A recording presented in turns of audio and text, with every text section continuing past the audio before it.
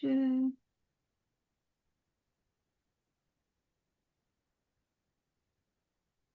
Okay, it's that time of month again. We're live streaming on LinkedIn Mm. and also YouTube, and people are just about to come into the studio. The studio. Hello, everyone. How are you? I hope you're all well. The screen that you're seeing is 28th of August.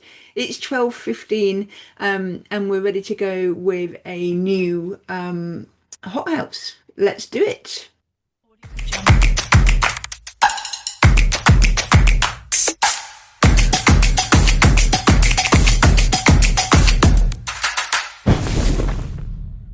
Whoosh, everybody. Hopefully you're all okay. And if you're here in the room with us, thank you very much for joining us. If it's your first time in the room, just you're going to make sure that you use chat.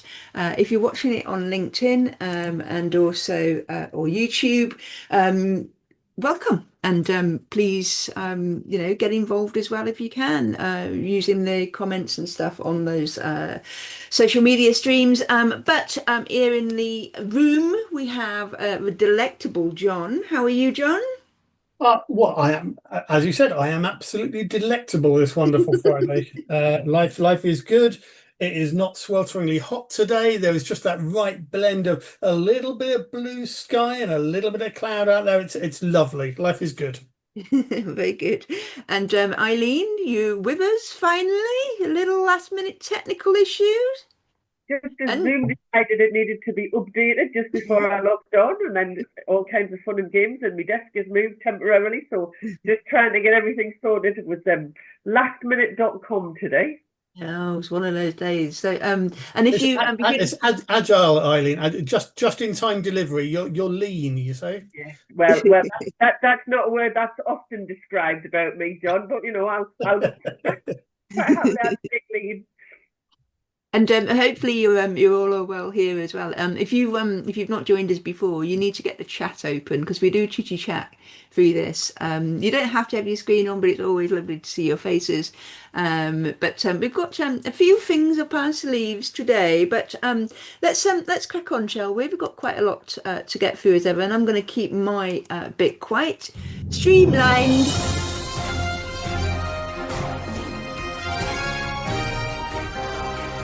Extra, extra, read all about It is. It's the PMO news, and we've got me doing it this time because John's doing something else in the session. So I know you've probably been missing John's news roundups, but he's going to be back with a bluster next month. So he'll have a bumper pack of stuff to share with you. But it's me again, so don't expect anything amazingly deep. But it'll be definitely different from John. So we go first of all with the all kind of AI stuff because we can't get away from it. It's just there all the time, and there's just different cuts on it and all that kind of good stuff. But I come across a consulting organization that actually focus engineering, technology, that kind of thing. And I didn't realize we do it every month. We do a report every month to see how things are progressing with their membered people, and there's quite a lot of people being surveyed. It's about 800 people, so which is not bad on a month by month basis. I don't know how they're doing it, but good for them, because it's going to give us some insights over time. So I've only just come across it, but this was the bit that caught my eye that I think we're all probably dabbling.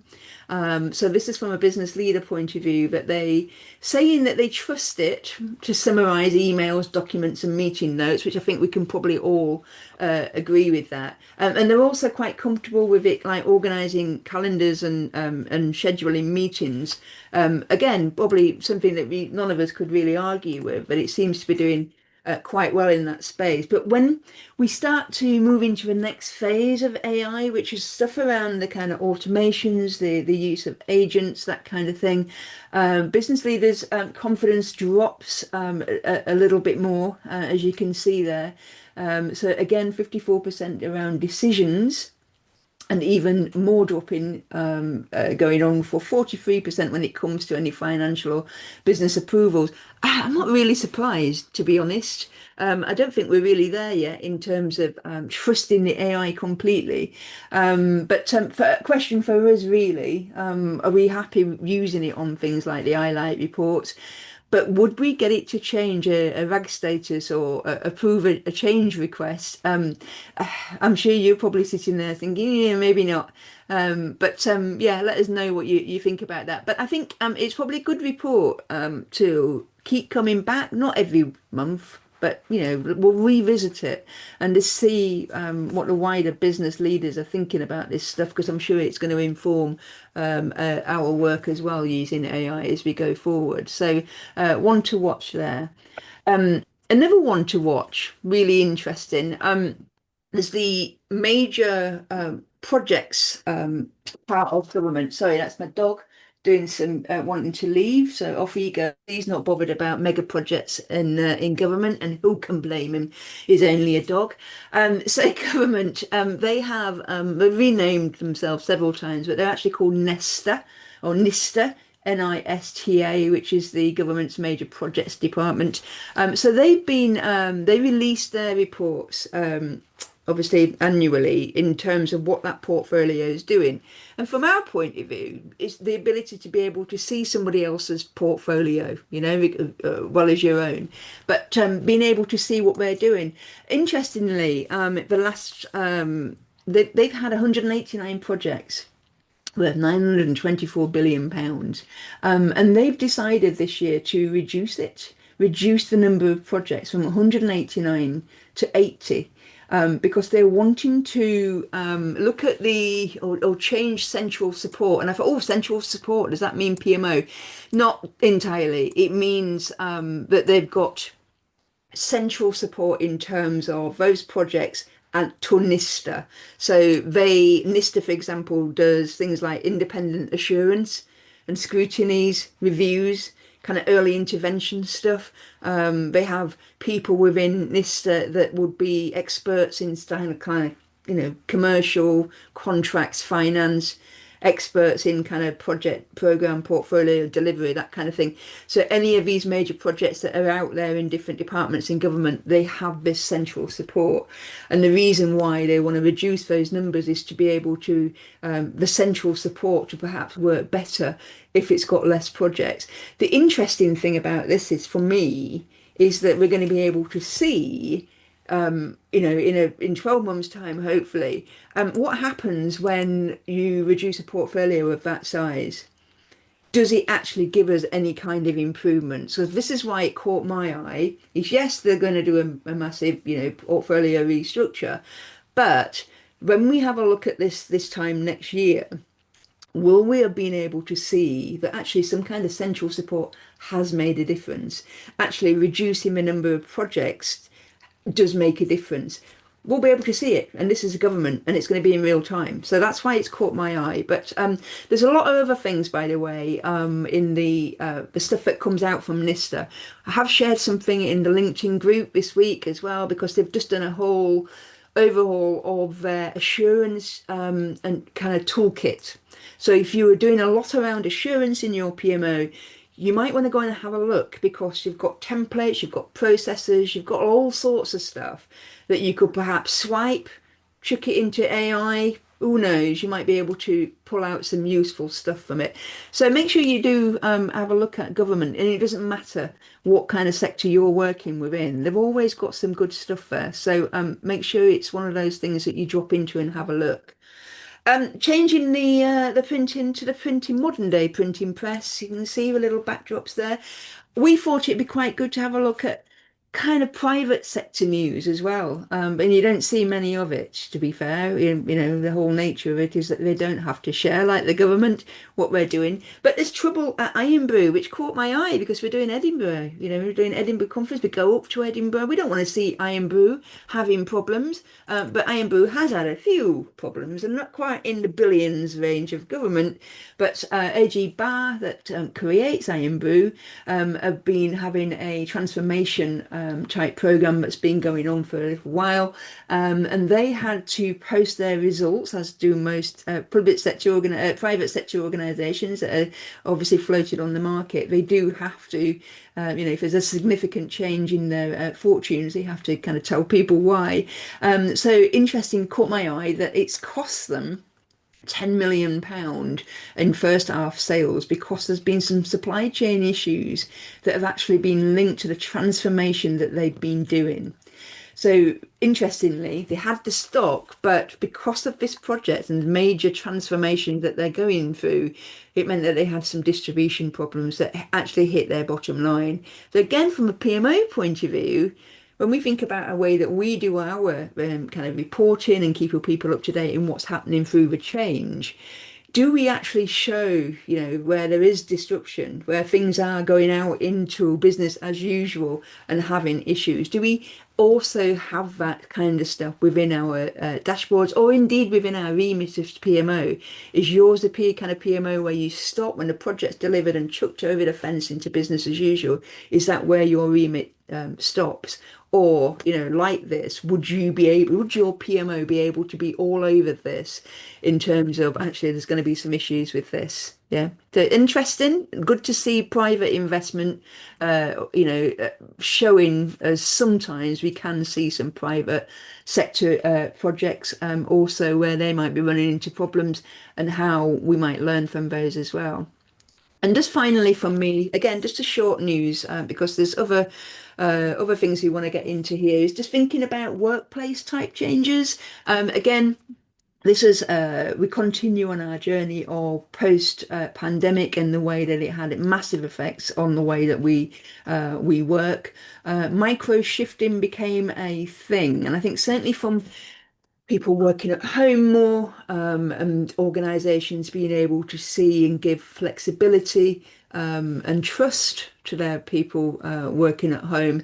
Micro shifting has been that thing where, and I think, again, many of you have probably seen it with your colleagues, if not yourself, is this ability to be able to get up and get the kids back from school, which means that you're going to be doing some work, stepping away, coming back in, not necessarily working that traditional 9 to 5. So micro shifting is one of those, things that you see in, HR-led kind of professional bodies that are saying this is the kind of stuff that's going on in the workplace, and micro shifting is one of them. And whether your organization has that flexibility. But it comes back to this project, age-old problem. But if we're working in projects, do we have that kind of flexibility? Is it okay that people can step away? Or, how do projects carry on being able to do the work that they need to do, especially if it's that kind of collaborative effort? I think from seeing what we've seen over the last 5 years since, the pandemic, that people seem to be pretty much okay. And also getting back into the workplace sometimes, 2, 3 days a week. Do we really need, this kind of flexibility again, or is it just a new normal?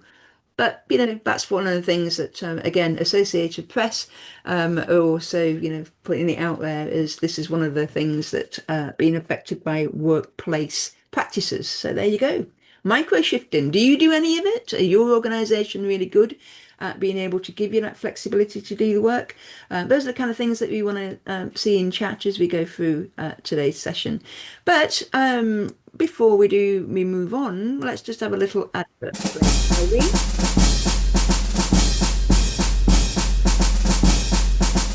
So in terms of what's coming up, I just want to put really quick things out there about we're doing quite a lot of face-to-face stuff coming up in this autumn.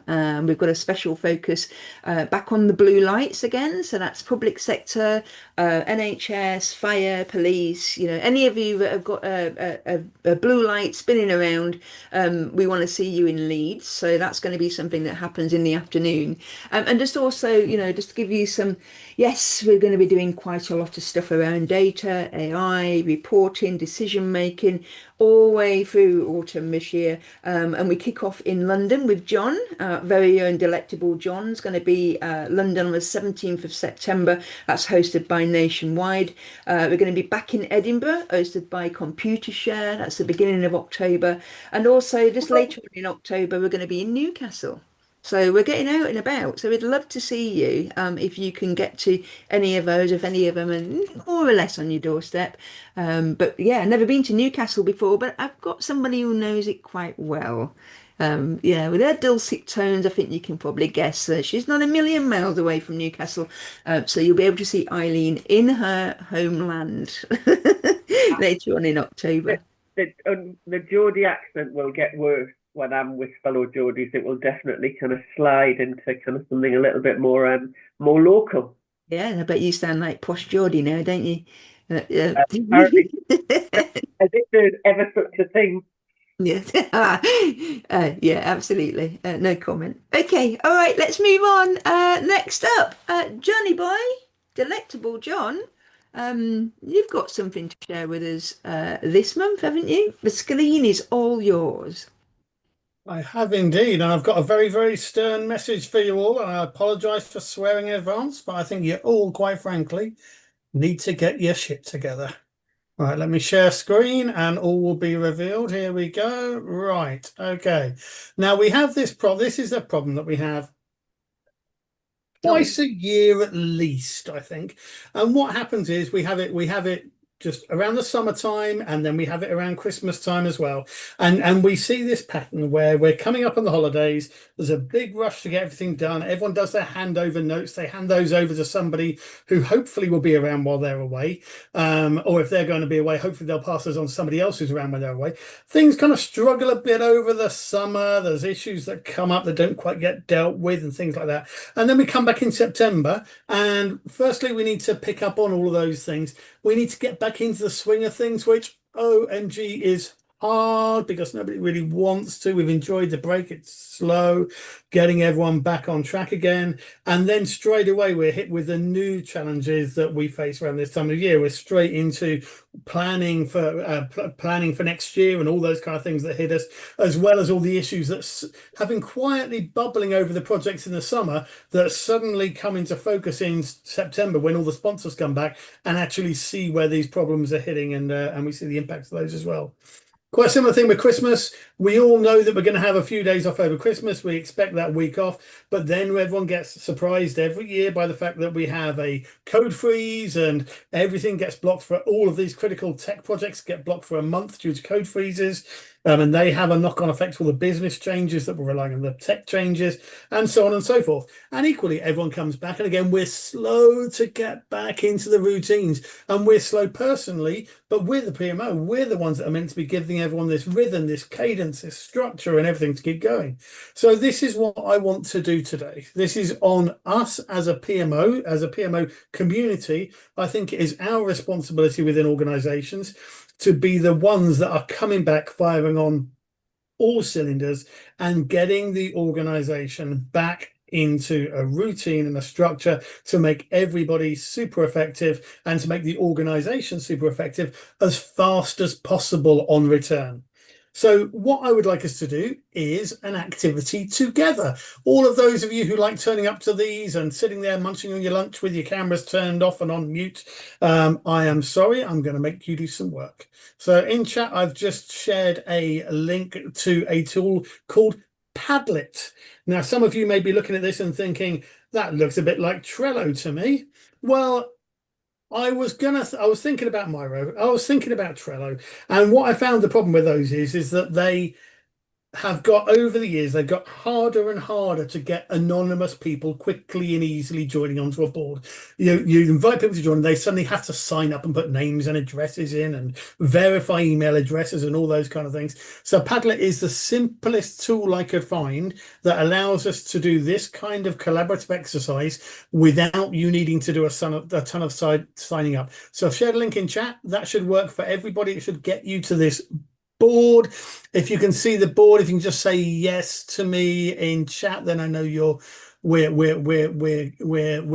go, which is good. Oh, I see some yeses there. Lovely. Thank you so much. And what we're going to do, I'll just show you on mine before I set you loose on this. So I've got a number of categories here.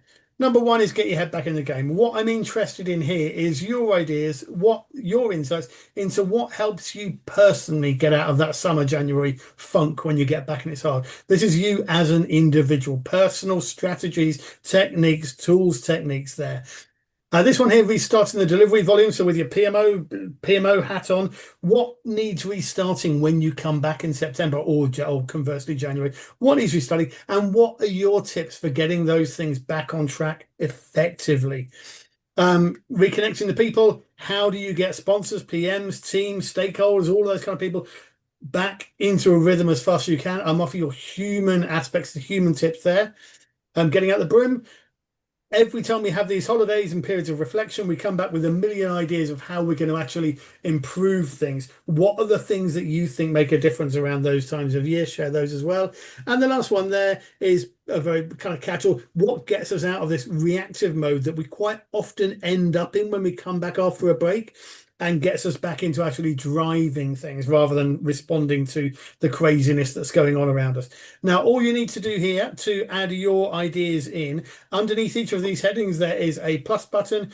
If you click that plus button, it will pop up like this here. It will give you a subject field. Just type into the subject field headline, and that's kind of all you need to do. If it's more detailed, then you can write something incredible. Then you hit, then I think as soon as that's done, you hit publish, and then it appears. Well, the first one you do, it will ask you to put a name in for yourself. Again, it's not asking you for email addresses or anything like that. It's just giving you a name so you identify yourself on the board so everyone doesn't come up as anonymous. What I would like to give you is 5 minutes. And what I'm really after here is as many practical things that PMO people can pick up from. Because what I'm going to do in the background is compile all of this after today so we can send it out and share it on the House of PMO website as meaningful checklists that we can give to PMO people. It's probably a bit late for this to help people for September now, but I'm doing it now because it's fresh in your heads. But we can certainly get this up on the House of PMO website for people to help them for January, and then we can re-churn it out and remind people of it every year so they don't forget. And hopefully we're making the world of PMO, and by association, the organizations and businesses and communities we work with, to be better places. So yeah, I see some people have just added comments under mine there, which is fine. Or you can press the plus button at the top there and add them in, whichever works for you. Both are good. I'm not fussy how this formats. So if you just take a minute to whiz a few things down, and then I'm going to go through and see what we've got and see if we can pull some highlights out. There we go. Sincere apologies to anyone who thought they were having a lazy lunchtime.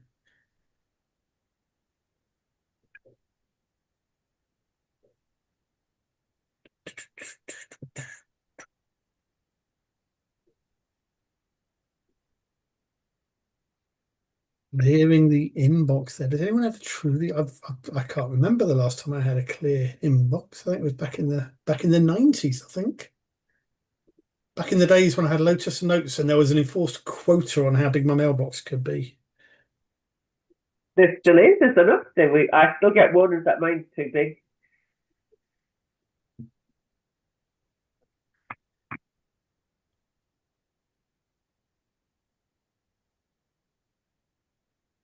I'm liking this board.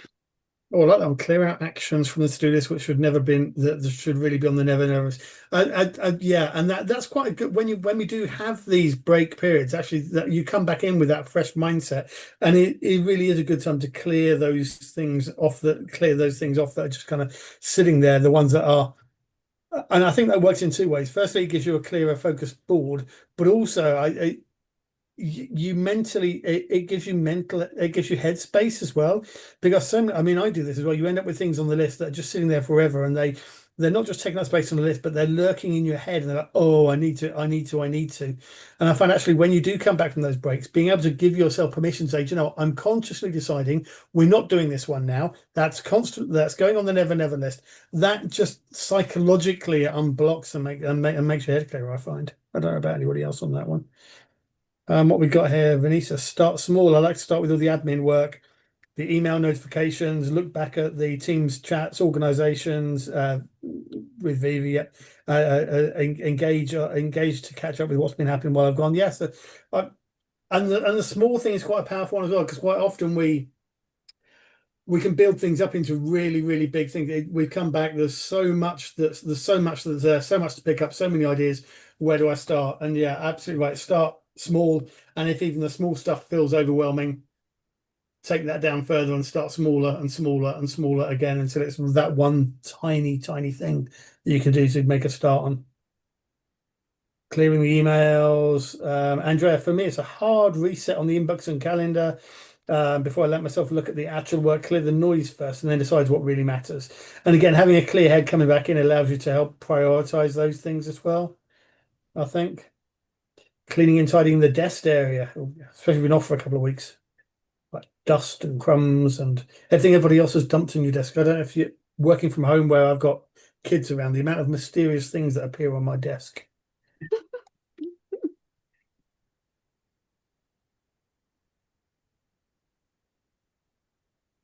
Okay, so we've got quite a big calendars and mailboxes are a big theme. Having a retro from Jennifer there, identifying things, yeah, retro, identifying things to stop, start, continue. Which you can do on multiple levels. I mean, the good thing about those is you can do those kind of retros with yourself and then expand it out to your team and then expand it out to projects as well. So that technique of retroing actually works across everybody as well. And explicitly having those stop, start, continue kind of forces you to look at that stop bucket and say, well, actually, what can we explicitly stop doing? Just looking into sponsors and things here. This is God, there's a lot of good ideas here. In-person connections. So Anna, are you?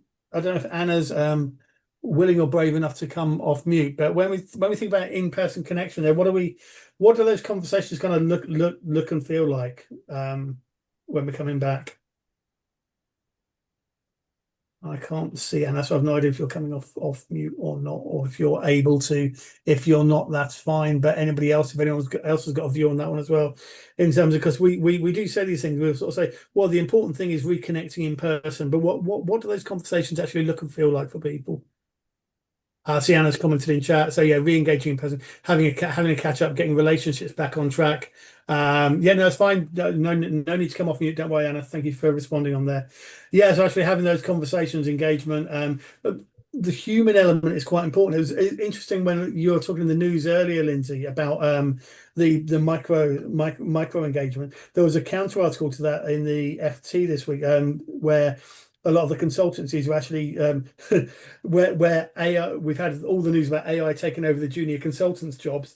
A lot of the consultancies are now actually EY, PwC are actually pulling revoking more and more hybrid working policies and pulling more people more of the junior consultants back into the office, because they're recognizing that the value those junior consultants bring is the human element that AI doesn't bring, and to really double down on the human side of things, seeing that as a value driver for humans over AI, means actually we want you all back in the office so we can embed culture, we can build those human skills that might have been drifting away as people are working behind Teams and Slack and those kind of things at home individually. So it's quite interesting that human engagement is vital to everything. Quick one-to-ones. Does anyone come up with how do people prioritize who to talk to? Because I don't know what it's like for anybody else. You get those you suddenly get them. If you're not careful, we fall into that. This reconnect with the people kind of ends up being in that reactive mode where you tend to suddenly find everyone rocking up at your desk to do their kind of catch-up stuff, and you end up catching up with people on their agendas rather than yours.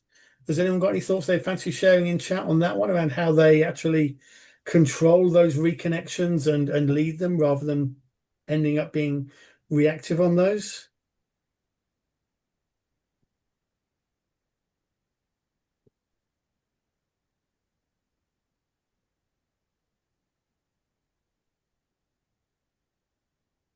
Quite a few things there. Loads and loads and loads. Weekly one-to-ones, checking the inbox. I'm going to leave this up because also we need to move on with other things. We always promise you on our Fridays that there's a lot of things that we go through. I'm going to leave this board up in the background. I'm going to stop sharing it on the screen now, but you all have access. If anything else occurs to you today, do add it onto the board. Do have a look through what other people have put in here. And my homework from today, as I said, is to pull this together into a meaningful checklist of people, which will include your insights, that hopefully will be useful for the PMO community for this September, but for coming years as well, as a little checklist, not just for September and January, but also hopefully something we can look at before we go away in July, August time, or November, December time as well. I think that's it from me on this one. Are you okay if I hand back, Lindsay? And I'm going to keep digesting this in the background, and I'll write this one up for you in the after we're done with today. Yeah. And for everyone who wasn't expecting to do some work today, sorry, not sorry. I know it's oh, anyway, let's move on. Thank you very much, John. And nice to play around with Padlet. I like that. Nice, Gotta love easy. a new tool. I like a new tool. And over to Eileen for the final segment today.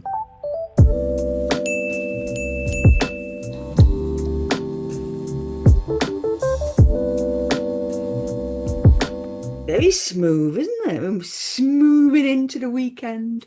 Eileen, over to you. What are you going to tell us about today? Excellent. Well, if you recall, this was planned for last month, but we never quite made it to the final section. So I've got 15 whole minutes, but we'll see how long it takes, because there is some interesting, a little exercise for you to do at the end. I'm following John's example of giving you just something quick to do. So what I wanted to have a look was just a little bit of summer reading, and I know those of you who know me know that I have a library which continues to grow on a weekly basis, and this book was brought to my attention back at our conference. It's a book called Project Land Goes to Movies. It's been out there a while, and what the book is, if you've got the next slide, Lindsay, it's 22 individual chapters. And what it does, and one more again, it takes 22 what are called movie moments, and what it does, it looks at, I think, they're gradually kind of going to come, and they're going to slowly flash on the screen, just demonstrate that, look, we can do animation. What they've done is they've taken kind of 22 people who are known names around project and program management and PMO, and said, tell us a little bit about a particular kind of movie, and then what we want you to do is kind of pull out of that a lesson around project management or risk management. And it's not saying that each of the kind of individual films are anything to do with project or risk management. It's just kind of pulling out a bit of it, so there's a kind of familiar story to suggest. So that's kind of the one. So I'm just going to give you one example from that, which is chapter 18, I think I picked it out, which is written by a guy called Michael Schaefer. So he picked on Raiders of the Lost Ark. And he said, if people understand the movie and quite like the movie of the Lost Ark, the lesson we can kind of pull from that is that things can go off plan frequently and sometimes spectacularly. So everybody familiar with Raiders of the Lost Ark, the movie? It's a few years old now. And not all recent movies either. Where they go kind of hunting for something, there we go, we've got a few people who know the movie. And it's quite it's kind of a jovial view at kind of, Lindsay will know who the main character is, because she knows that I'm rubbish at actors' names, and going off in the hunt again. Who?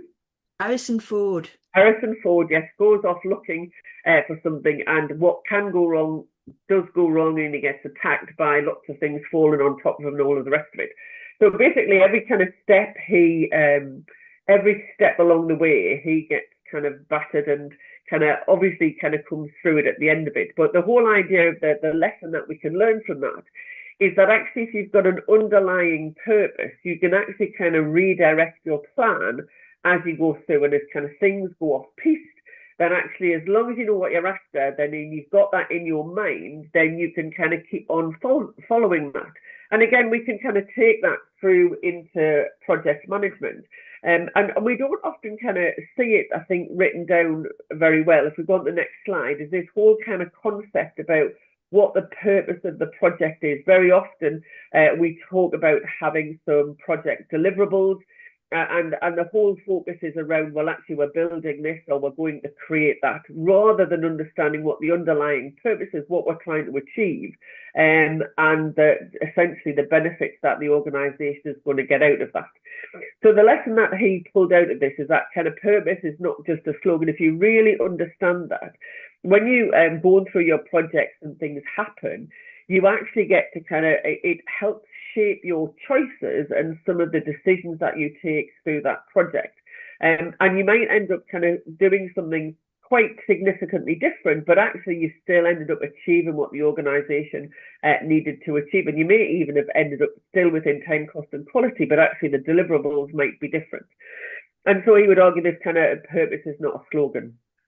So that's the kind of the general thing. And I think it was when I was kind of reading through the book and wanted to kind of bring that, I thought I was just going to kind of bring that and say, look, this is a really interesting book. Go and have a read of it. It's quite kind of light reading, but actually with some nice messages just behind it. But actually, kind of if you kind of go behind that and start to, well, why did I bother kind of writing the book at all? And actually, what it does, it kind of brings out some things that I think are some really interesting lessons from a PMO perspective. And interestingly, a lot of the people who pulled this together and a lot of the contributors are actually kind of PMO people. And actually what they would argue is that actually using movies really helps people remember things. So if we go on to the next slide, Lindsay, because when we're actually kind of going through this, what it does is people have an understanding of the movie, and there's a proper, we're not talking about kind of some real kind of detailed theory. What we can actually do is actually kind of talk about a kind of a shared experience and some shared thinking. It's quite easy to recall some of the underlying kind of principles, and you can have a conversation without talking about this particular project in our organisation and this particular sponsor name. You can talk about some characteristics in a movie and talk about how they dealt with things and extract some of those lessons. So actually it's very particular to a project or an organisation that you're working with, but without getting personal enough that you're going to offend people who are in the room. So I just thought that was a really kind of interesting bit about being able to kind of that whole kind of recall and making difficult behaviours easy to look after.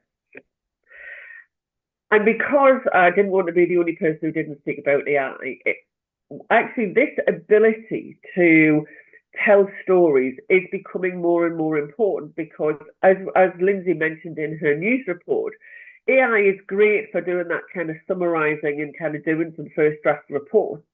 And I've been doing some work this week. I'm speaking at one of our events that we're doing with Power Framework down at Bristol Airport. And, I quite openly kind of went into AI and says, I want to do a talk about this, I think this is what I want to call the title, and can we do some bits and pieces? And it produced me it was an okay session that I could have quite happily have kind of gone ahead and kind of talked about. But what it cannot do is put in any of those kind of my personal experiences about things that I've seen in particular PMOs that I've talked about. And so even though we've got AI to really kind of support us in all of the kind of what I would stuff, the kind of the crank the handle stuff, we're still actually going to need this kind of that human bit to add in the kind of the judgment and the storytelling, some of that kind of creative thinking, and some of those kind of real snippets and stories that are going to make the difference and really kind of get the talk to hang on. And I know she's disappeared, but we're going to come on to there. We'll go on to the next slide. And what I wanted to just kind of pull out was kind of 3 key skills that we've already got there in the competency framework, which is about kind of communication, presentation, creative thinking and engagement. And it's this ability to be able to kind of look at perhaps some of our status reports, look at some of the messages that we're trying to convey and actually do them in a slightly different way. And being able to do that is an important bit of kind of picking up these 3 skills. So if we go onto the next slide, what we want to do is get to a position where we're not just kind of trolling through the report and showing everybody, kind of taking through, well, this is page 1 and this is the first project, this is the page. Anybody got any questions about that?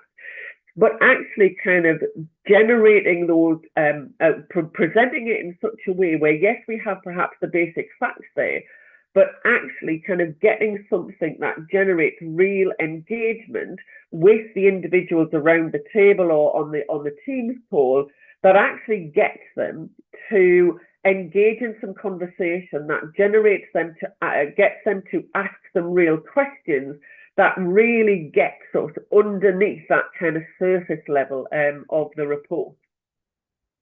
So I just thought this was kind of a really useful thing. And, you know, if we're getting our sit together as we're going back into the kind of the workplace after our summer holidays, perhaps there's a couple of kind of quick self-assessment we can do, which is just kind of 3 key questions I thought it would be really interesting to ask. So on the next page, in terms of when I'm going and presenting the status reports or kind of doing the progress meeting and trying to input into either kind of a program board or a project board meeting, 3 questions.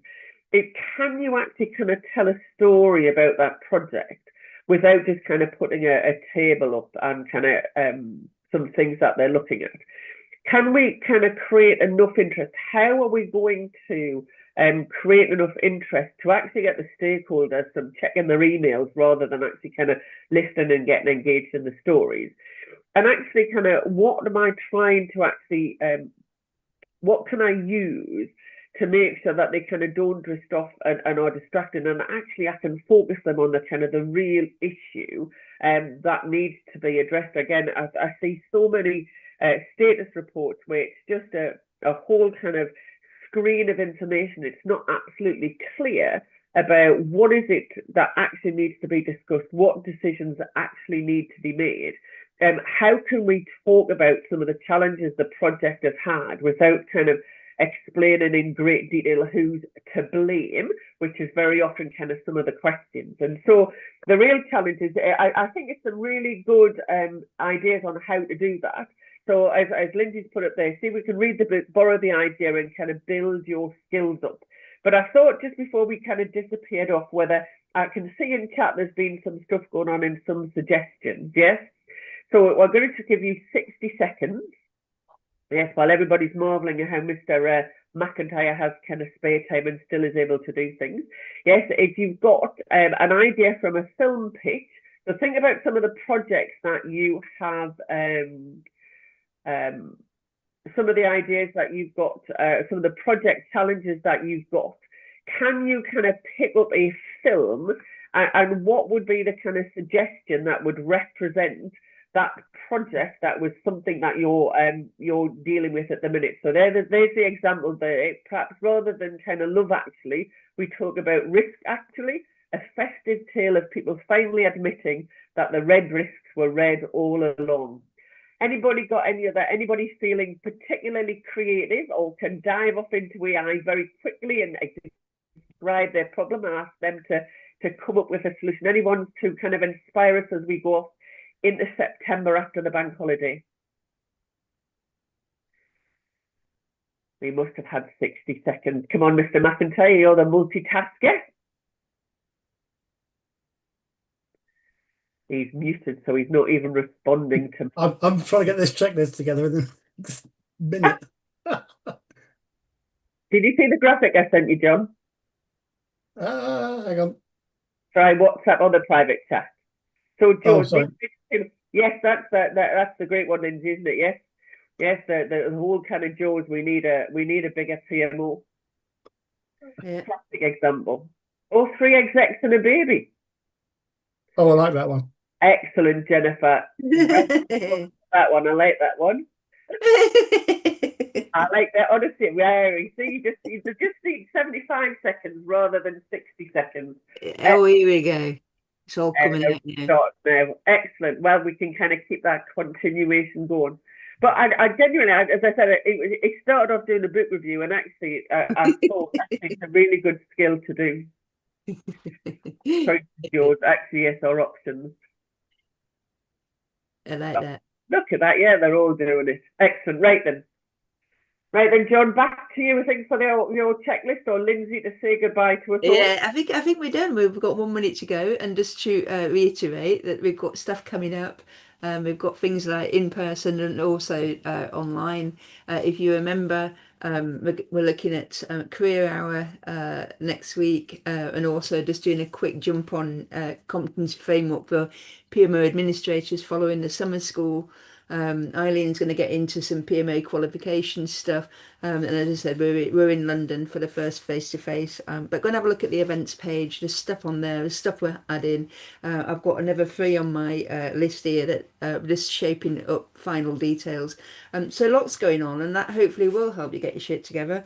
Because I think one of them was about just getting involved in this kind of stuff gets you fired up. So yeah, here we are.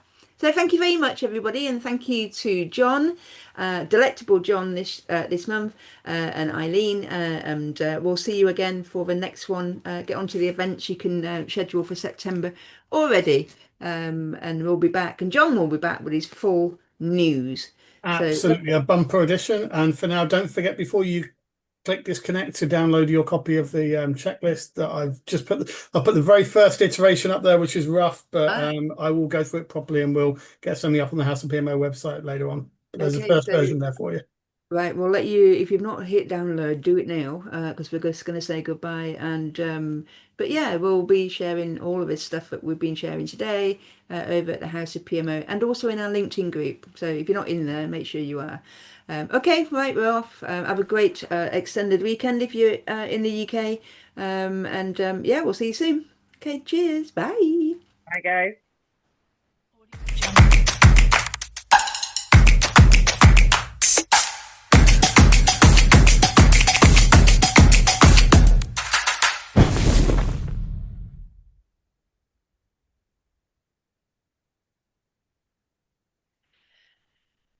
Oh, I think we're done, everybody. And we'll see you next time.